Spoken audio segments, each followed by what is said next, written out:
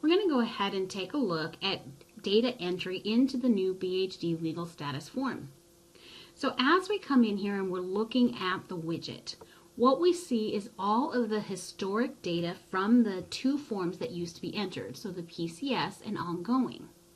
So that information that had been previously entered in the system has been migrated over to the new form. So it's there for historic reasons, and you can see that. So unlike the BHD contacts, which may be blank because that information did not get pulled forward, the legal status is going to always have information there.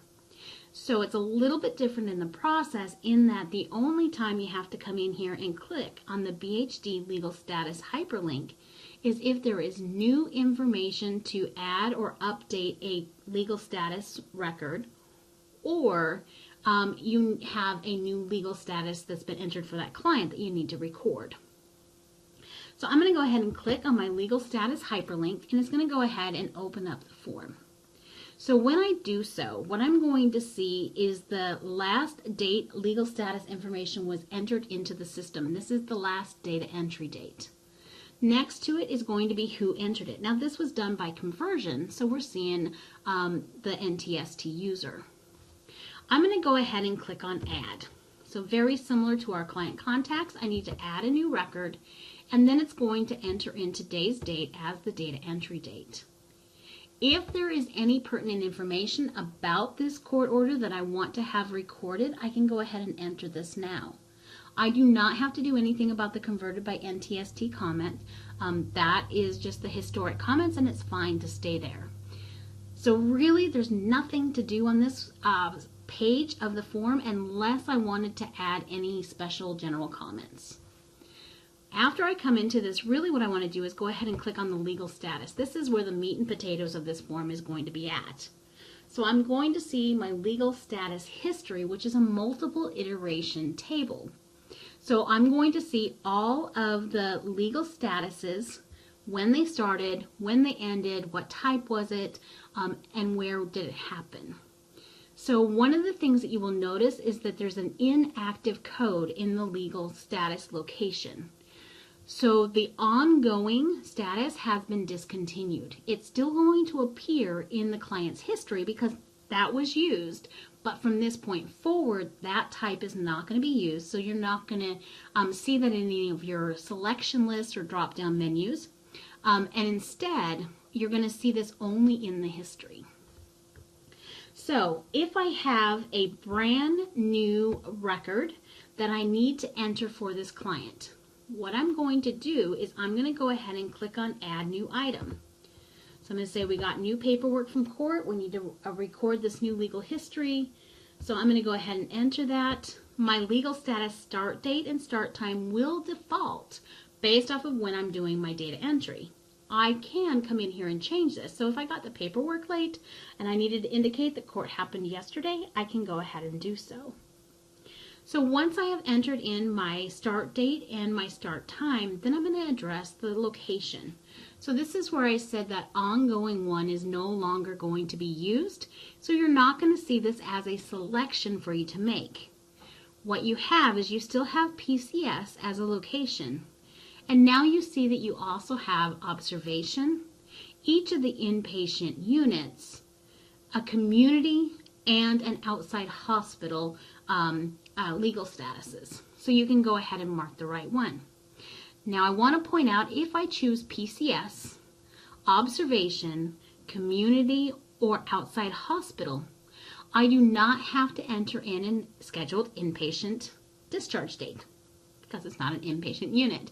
The only time I have to fill that information out is if the client is placed in an inpatient unit. Then I must enter in the inpatient discharge date. So I'm going to go ahead and enter in 11/8.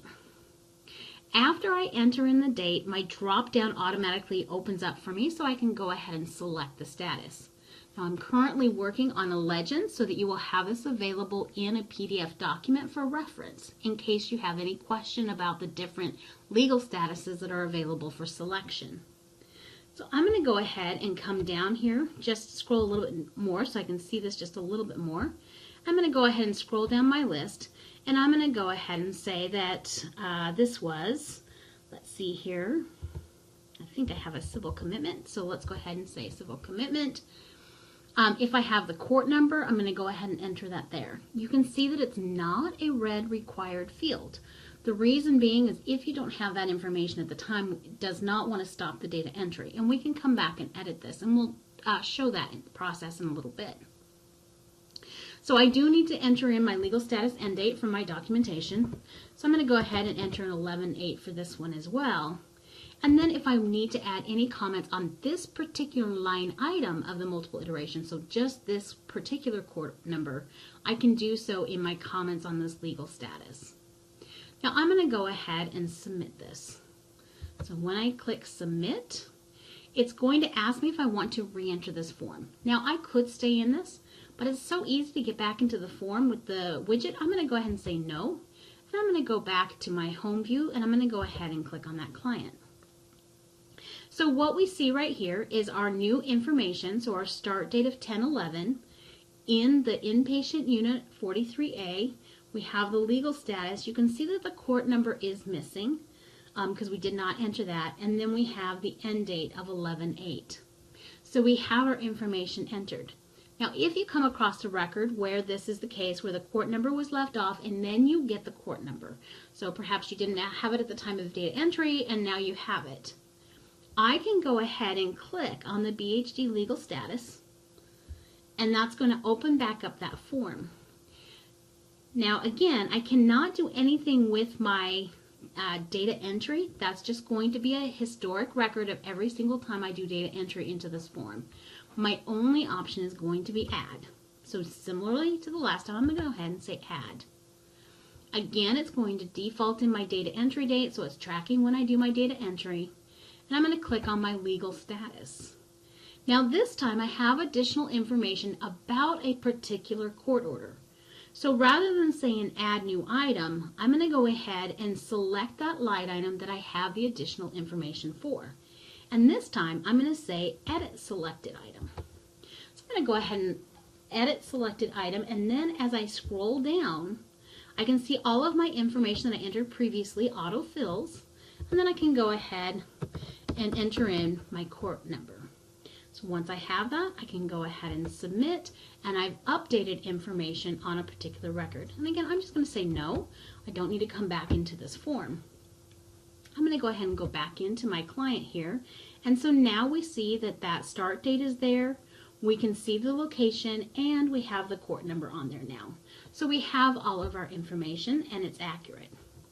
Now, what happens if this case gets dismissed? So perhaps there's another court action. What we're going to do is we're going to go ahead and come back into this, and we're going to go ahead and add a new row of information. So I'm going to go ahead and do my legal status. I'm going to come in here. Again, I'm seeing a history. Every single time I touch this form and do data entry, I'm getting a record there. I'm going to go ahead and click add. And then once I click add, again, it's just going to tell me, yep, I'm entering data on this particular date. I'm going to click on my legal status. And this time I'm going to go ahead and add a new item. So the very first order came in, which is the court order for detention. The next one that comes in is going to be the dismissal. So two different actions. So I want to go ahead and say add new item.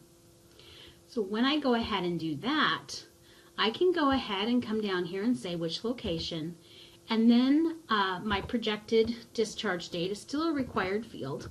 Let me go ahead and use my 11/8. And this time I'm going to go ahead and select a dismissal. So this time I'm going to go ahead and say case dismissed. Now when I do that, my reason for dismissal becomes a red required field, meaning I cannot save this form without it. So this is meant just to make sure that you don't miss any of those required fields. So I'm going to go ahead and say discharged. I can go ahead and add additional information on there. I can also enter in my court number for this particular dismissal. I can put in the legal status end date and all of those type of things here on my dismissal. So I'm going to go ahead and say that this was dismissed today. So I'm going to go ahead and enter in today's date, and then I'm going to go ahead and submit it. I'm not going to return to the form. And now I'm going to go ahead and look at this widget.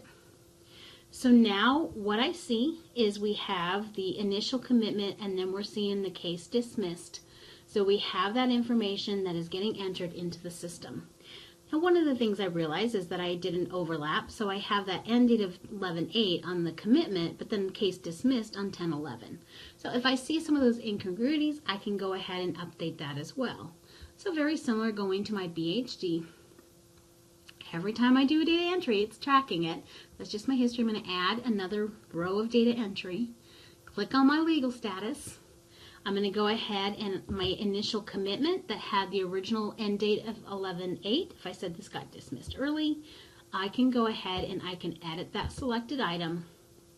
And then what I can do is I can go ahead and come in here and change that legal status end date. So 10/11. And then I can go ahead and submit, and now my widget will reflect so that there isn't that overlap in there. So again, let me go back in here. Let me see, it was actually Dan Smith.